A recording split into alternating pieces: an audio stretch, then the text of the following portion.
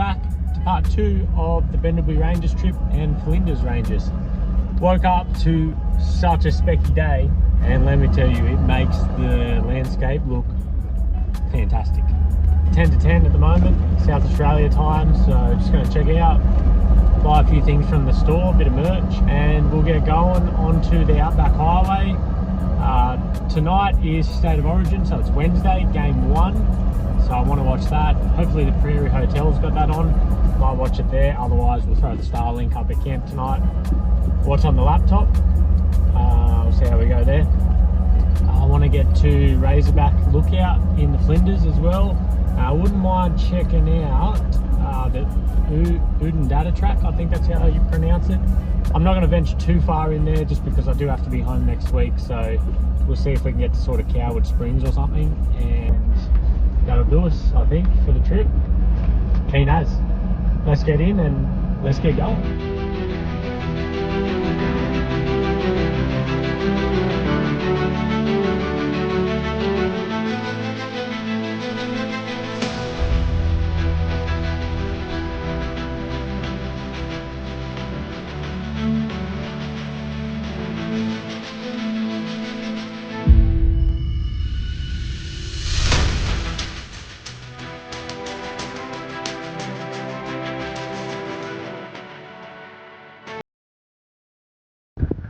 Man, this place, obviously first time here, I used to think the Victorian High Country was my favourite, but this place might just top it, to be honest.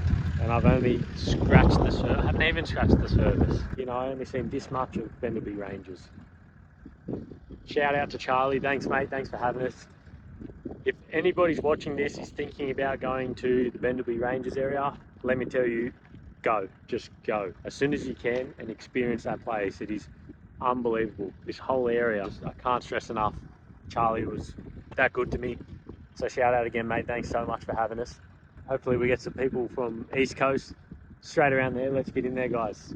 People have heard about it, people have heard about Bendigo Ranges, get in there. Life too short, just go and have a good time. You can accommodate vans, they can accommodate everything. The showers there, they're steaming hot, unbelievable. Your remote camping's great, your four-wheel driving's good. I've only done the touring side of the Bendigo Ranges, so very minute. I didn't get over into the Hungry Ranges, which is your more rugged stuff, purely because I was on my own and it started to rain yesterday. But look, absolutely blessed with this weather. Can't remember what this road's called, but we're on our way to Hawker. Hawker's about 50 k's along this dirt road. Let's keep going. Just pulled into a little town called Hawker. Wanted some chippies for the drive into the Flinders Ranges. Roast beef, garlic and herb. They're actually not so bad.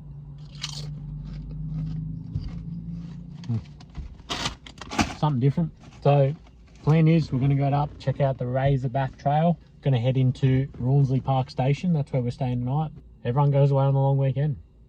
Everybody. Go the week before. Nobody's here.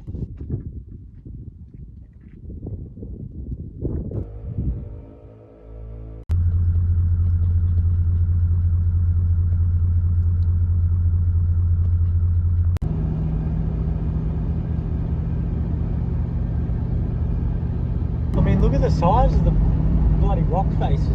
I feel like I'm entering the set of Jurassic Park. I just came from the desert, now entering Jurassic Park. I mean, it's just a sheer cliff. I wonder if we can get up to the top. We probably can't because it's a national park, but bloody amazing. Rawnsley Park Station. Mountains in the background. Go check it out.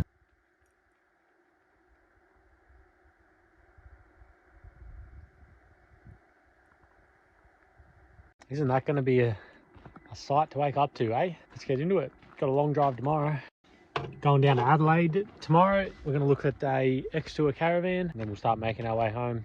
It's going to be a boring old drive, but I've got Ash to talk to the dog, and you lot should be pretty good. I'm parked right on top of a hill.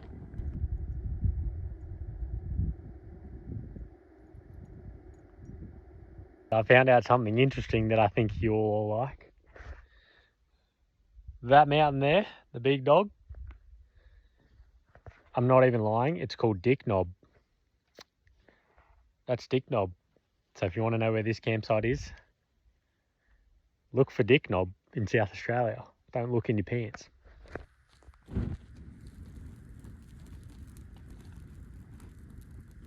You know, one day I'm going to do it with a stick like this. Right now I just can't be bothered.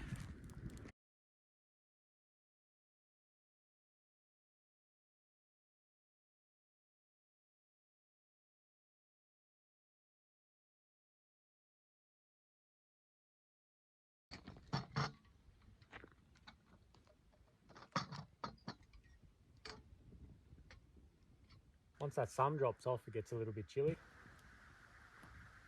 There's the background.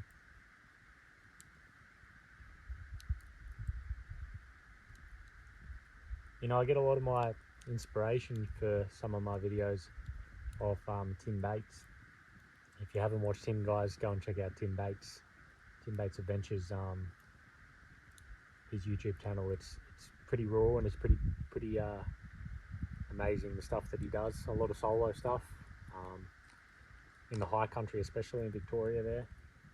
And every time I go to the Victorian country, mate, that bloke knows it like the back of his hand, I swear. Any time I go to enter that place, he's the first person I message. So generally he'll tell me, and you know what? Credit to him, he actually replies and gives his 2 cents on you know, where to go, where not to go, where's busy and where's not busy. So if you haven't checked him out, guys, check him out, Tim Bates. He wouldn't watch a small channel like this, but at the end of the day, if you are watching Tim, good on you, mate. Thanks so much.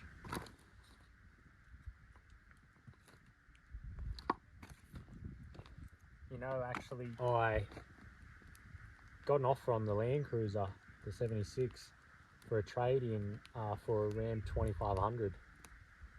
And because we're planning on buying a caravan in the next couple months and pretty much setting off, basically, you could call it, with no plan really.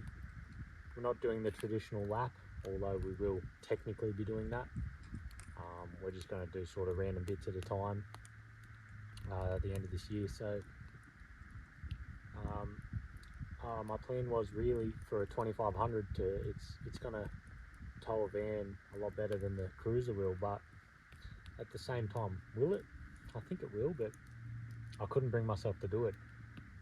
This car, because I bought it from, you know, it was bog stock, it had nothing done to it, and I've done every single modification on this car, whether or not it was me that installed or a workshop.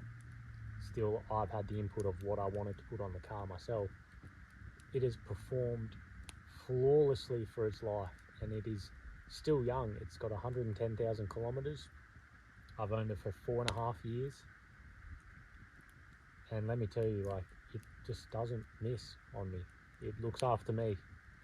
To me, it's like the country. You look after the country, it's going to look after you. You look after the car, it's going to look after you. So it's just, I can't bring myself to get rid of it. That's going to stay with me, I reckon, for quite a long time, that car. Maybe because it's that colour, it's the V8. Who knows? I know they're already worth a bit of money now, but who knows in the future? Maybe I can hand it down to my kids or something like that, and maybe they'll look at it as I look at the old FJ40s. Maybe it's going to be the same scenario in another 40 years. But the plan is, instead of a 2500, I'm going to auto convert that. Once it's auto converted, that's what's going to pull us and tow us around the country. So pretty much, if you're wondering what auto conversion I'm going to go, it's going to be the 6-speed, it's going to be the wholesale, it's going to be the 200 series box. I just don't think anything's wrong with any other brand. They're all absolutely killing it at what they do, and it's unbelievable. But for me, peace of mind, I just want Toyota box in a Toyota car. These are the same motors technically in the 200 series, obviously bits and bobs, you know, not a twin turbo, different injectors, whatnot, but that gearbox was made for that motor. It's technically made for this motor too in my eyes, so it's going to work. Once that's auto converted, it'll change that car completely. It'll be absolutely unstoppable in my eyes for comfort, because I have changed the seats. The suspension is great. So the comfortability of not such a big throw as these 70 series have, if you know about them. If you're on the fence about buying a 70 series, no matter what it is, whether you want a 79, a 78 Troopy, a 76 series, a single cab, dual cab, just buy one, mate. Just buy one, honestly. If you're getting into it and you're not too sure if you want it or not, don't buy one. But if you know what these cars are about and you want that reliability, buy one. Don't let anything stop you.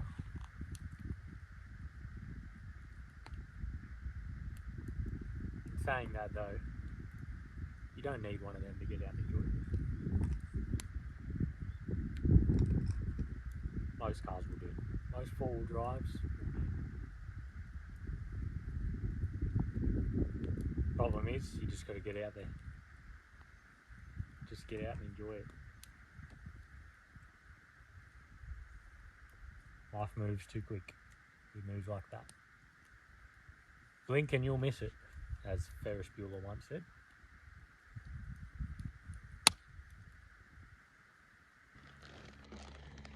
I am a bit of a sweet tooth. I need me sugar.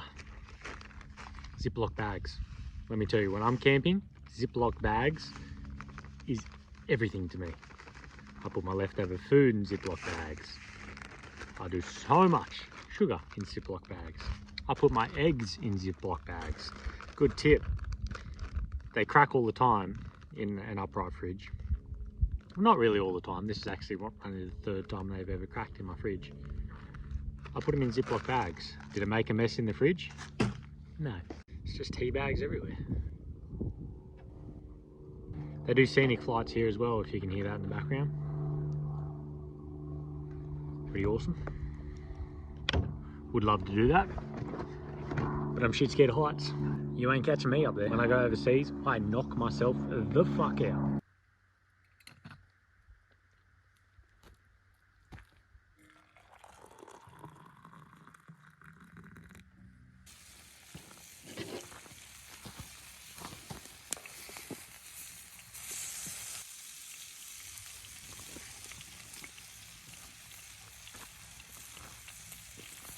Look up at the stars and try and find the Southern Cross if I've got a few moments to myself.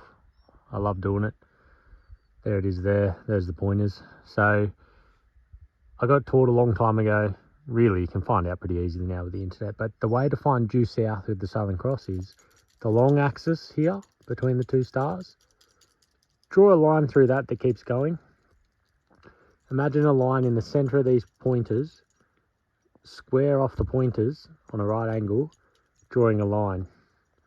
Now where that one that you've drawn already meets this one drawing across, wherever that intersecting point is, drop it straight down in a straight line to the horizon, and that's due south.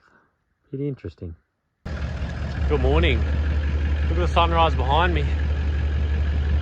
I'm trying to block the camera with my head, but you get the point. Absolute magical out here. What a spot. That was last night's campfire. We're all packed up now, letting the car warm up.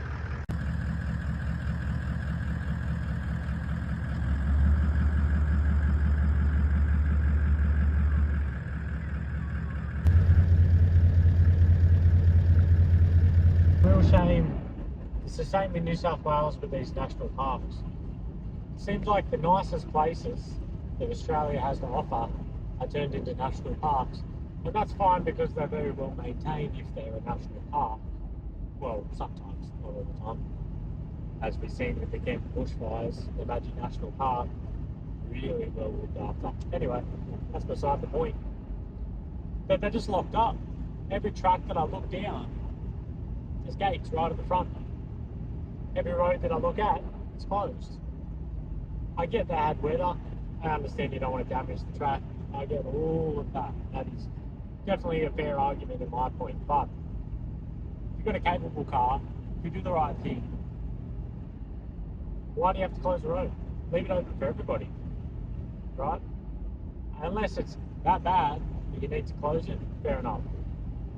And I know there's some people out there that have no idea that will get stuck in there in a two-wheel drive, which then the resources of the national park have to go in and get them out. I understand that, but what's the difference if you go 50 k's down the road to, let's say, a state forest, and that's not close, and they get stuck as well? It's the same concept. You're still going to have to call somebody. So it's a real shame that they all get locked up. When things become national parks, things get locked up, and we don't want that everywhere.